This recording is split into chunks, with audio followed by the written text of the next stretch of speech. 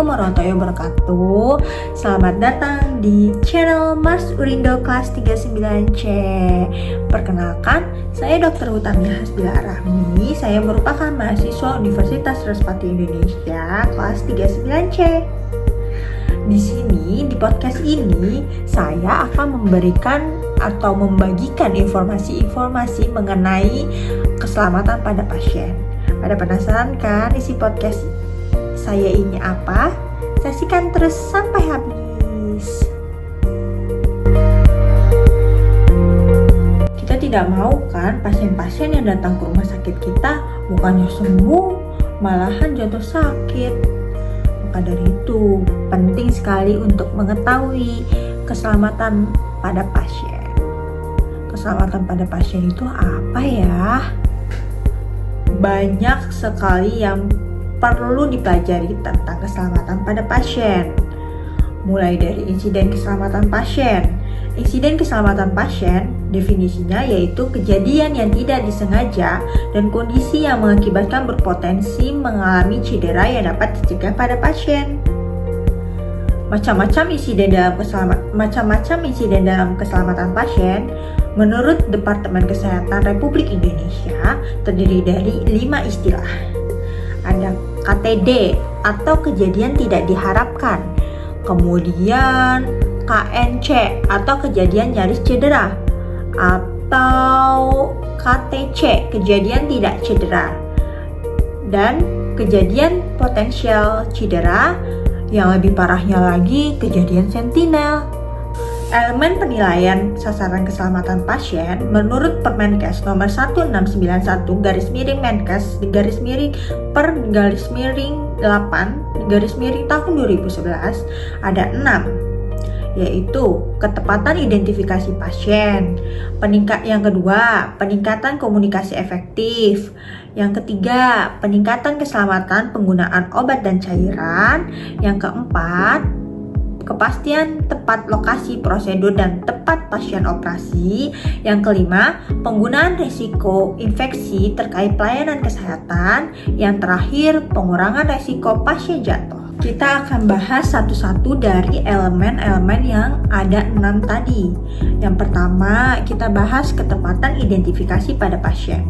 Kesalahan identifikasi pasien dapat terjadi pada pasien yang keadaan terbius atau tersedasi, mengalami disorientasi atau gangguan dari kesadarannya, kemudian tidak sadar, kemudian bertukar tempat tidur, bertukar kamar, bertukar lokasi di rumah sakit, kemudian adanya kelainan sensori atau akibat situasi lainnya.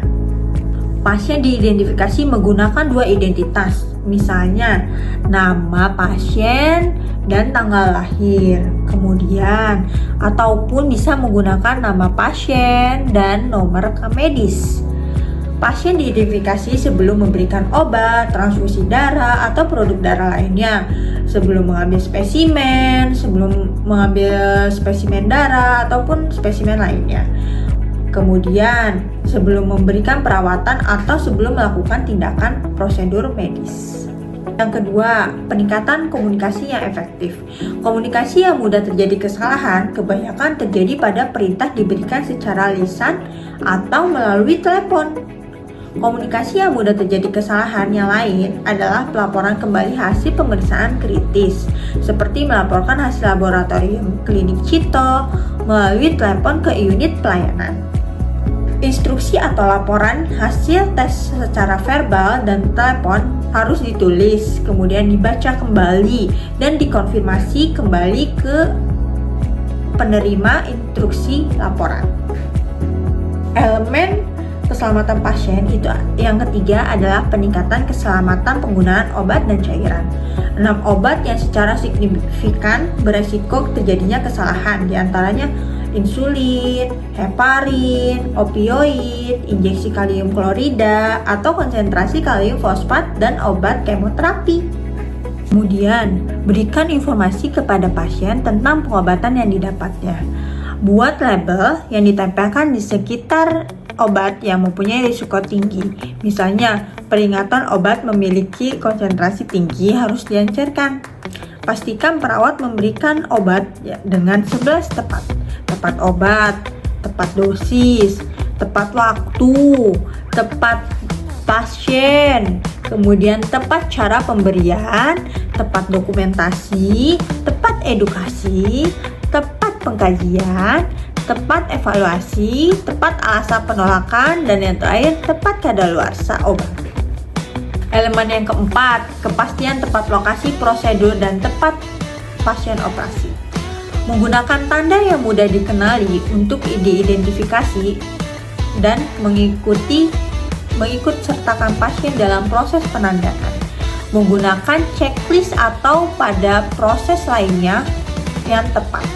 Prosedur yang tepat dan pasien tepat sebelum operasi, dan seluruh dokumentasi serta peralatan yang dibutuhkan tersedia benar dan berfungsi. Protokol umum, tindakan terkait kepastian tepat lokasi, prosedur, dan tepat pasien operasi, yaitu menandai lokasi operasi atau marking, menggunakan tanda yang disepakati, menggunakan tanda yang tidak ambigu. Daerah yang tidak dioperasi tidak boleh ditandai kecuali sangat diperlukan. Menggunakan penanda yang tidak mudah terhapus. Yang kelima, dari elemen keselamatan pasien yaitu pengurangan resiko infeksi terkait pelayanan kesehatan. Pusat dari eliminasi infeksi ini maupun infeksi lainnya adalah cuci tangan. Bagaimana sih cuci tangan yang benar? Cuci tangan yang benar itu ada 6 langkah. Nah, cuci tangan yang benar itu bisa menggunakan hand rub ataupun hand wash. Hand rub menggunakan alkohol atau antiseptik, sedangkan hand wash menggunakan sabun dan air mengalir. Bedanya apa lagi ya hand rub dan hand wash? Hand rub itu perlu 20-30 untuk melakukan cuci tangan. Sedangkan hand wash memerlukan 40-60 detik untuk melakukan cuci tangannya. Melakukan cuci tangan kapan aja sih? Yang pertama, sebelum dan sesudah menyentuh pasien. Yang kedua, sebelum dan sesudah melakukan tindakan aseptik. Yang ketiga, setelah terpapar cairan tubuh pasien. Yang keempat, sebelum dan setelah melakukan tindakan invasif. Yang kelima, setelah menyentuh area sekitar pasien atau lingkungan. Pengurangan resiko lainnya selain cuci tangan adalah menggunakan APD. Elemen yang keenam dari keselamatan pasien yaitu pengurangan pasien resiko jatuh. Intervensi yang dapat dilakukan perawat untuk mencegah terjadinya jatuh pada pasien. Yang pertama, mengorientasi pasien pada masuk rumah sakit. Yang kedua, menjelaskan sistem komunikasi yang ada. Yang ketiga, bersikap hati-hati saat mengkaji pasien dengan keterbatasan gerak. Yang keempat, supervisi ketat pada awal pasien dirawat, terutama pada malam hari. Yang kelima, menganjurkan menggunakan bel bila membutuhkan bantuan.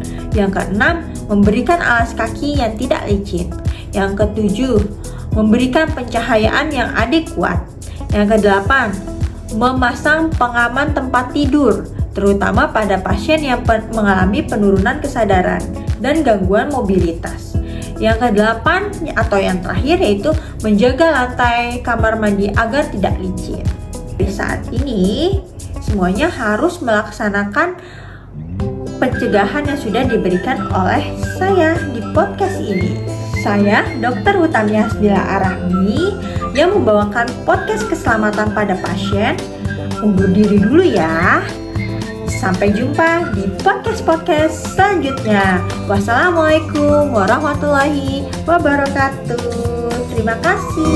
Bye-bye.